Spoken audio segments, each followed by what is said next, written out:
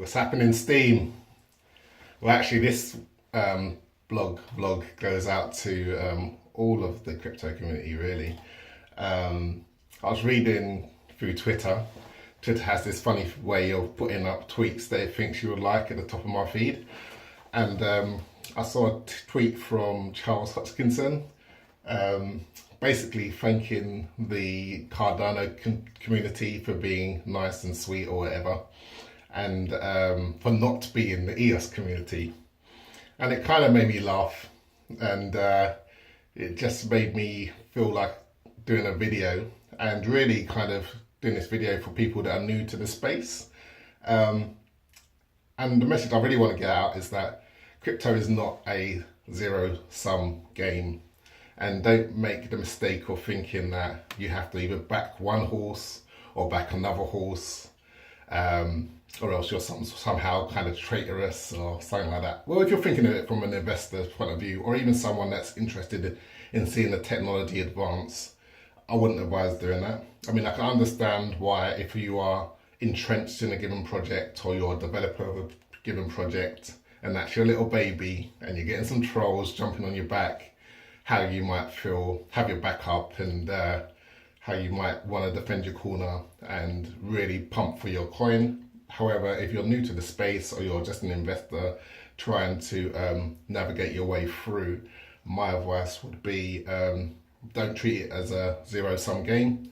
Yes, have your coins that are your favorites, and maybe put more money and effort into those, but always have a little bit of a hedge in some of the other coins, because ultimately at this stage, where are we, January 2018, we don't know who's going to succeed and who's going to come out on top in this race. And I don't think it will be one coin that will come up out on top necessarily. It could be a number of coins. Just a little background thing. I'm not talking from a position of theory, I'm talking from a position of experience. So when I first got into crypto, it's almost exactly 4 years ago now, I was heavily into Darkcoin when that first came out. That was the coin that attracted me to crypto. I liked a lot of things about it, and I went for it. However, as I started going down a rabbit hole of cryptocurrencies, I came across things like the crypto note coins, Monero, Bullberry, and all the rest of those.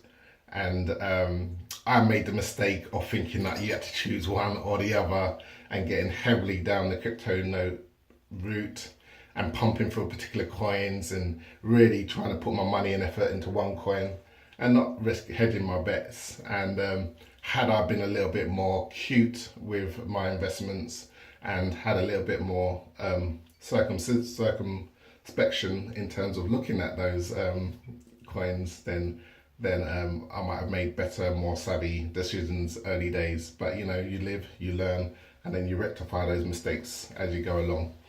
So yeah, just a really kind of a word from the wise, just don't get drawn into, well, my advice is, if you want to get drawn into, go do it. And if that's your thing, if you've got a bit of troll in you and you like to pitch for your particular corner and fight your battles, and that's what gets you up, having your back against the wall, and do that. But if you're interested in kind of maximizing your gains and also getting a bit of perspective about what's going on around you, then I'd advise that you diversify.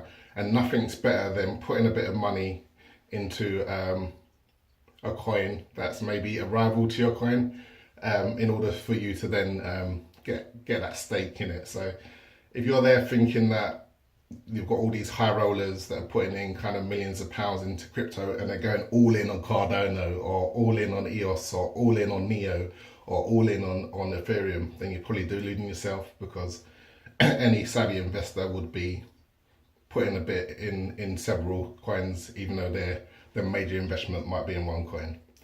So yeah, just a word to the wise. I saw that tweet and it made me kind of laugh. Don't get drawn into kind of pitch fights and battles that kind of waste your energy and sometimes get your blinkers on. Keep your eyes open for what's going on in the wider space, and you can probably make the most sensible investment decisions for you.